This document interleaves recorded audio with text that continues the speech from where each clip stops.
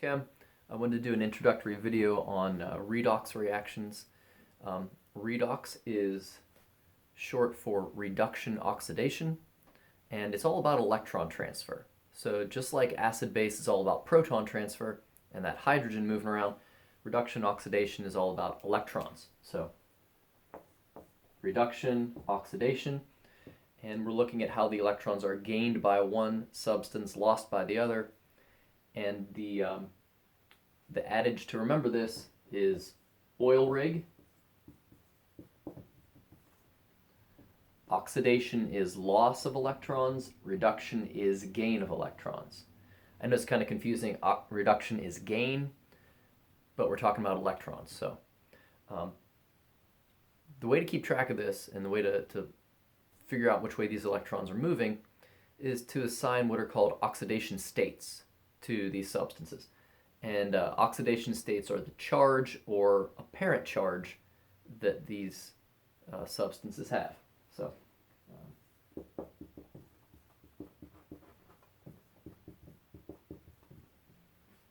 couple rules in assigning oxidation states. If a substance is in its lone state or standard state, then it's 0. So something like atom of neon gas, diatomic oxygen, those things are in their standard state. They get a value of 0 as the oxidation state. Any monatomic ion is going to have its charge. So chloride is going to have a -1 charge. A sodium ion is going to have a +1 charge. And all substances have to add up to the overall charge. So in the case of polyatomic ions or things like that, they have to add up to the overall charge. It gets a little confusing with larger substances.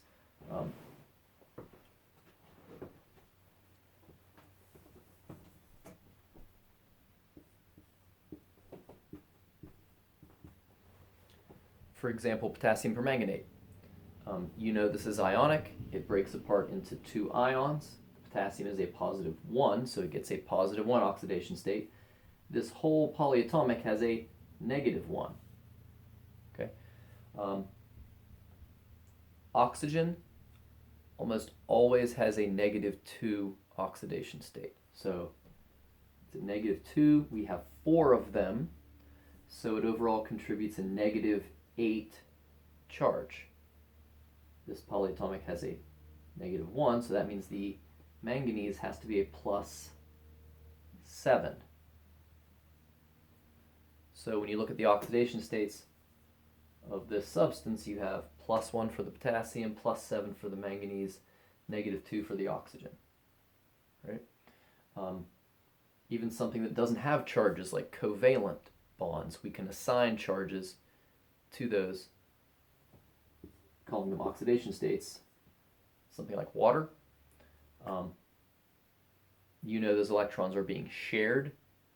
They're not being transferred, but oxidation states look at the apparent charge. So oxygen has a -2, hydrogen +1, you have 2 of them. It evens out to 0 as the overall charge. Similarly here, 0 as the overall charge. That's oxidation states. We're going to look at a bunch of different redox reactions. A lot of these type of reactions we've seen before, but we didn't consider them redox because we weren't looking specifically at the electrons. When these numbers change due to a gain or loss of electrons, then we have redox. So just a couple examples of that.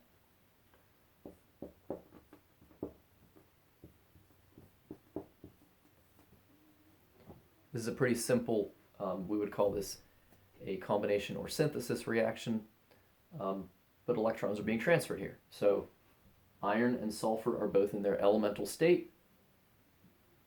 They'll have 0 as the oxidation states. Over here they're in a compound. The sulfur has a -2, the iron a +2, so electrons have been transferred from the iron to the sulfur. This is redox, right? And the convention is to show what are called half reactions, kind of split it into a reduction half reaction and an oxidation half reaction, and show the electrons. So in going from iron to an iron ion, okay, the oxidation state has gone up. It has been oxidized. Oxidation is loss, so it's loss of 2 electrons at -1 each. The sulfur has been reduced from its 0 oxidation state to a -2. Okay, reduction is gain. It has gained 2 electrons to do that. So this is the overall reaction. This is the oxidation half reaction. This is the reduction half reaction. Those 2 electrons were lost from the iron, gained by the sulfur, and that's what's going on here. Okay, we can break down similar type reactions in single replacement, combustion. They're all redox reactions where electrons are being transferred. Next video, I'll talk about specific metals and the voltage associated with that change.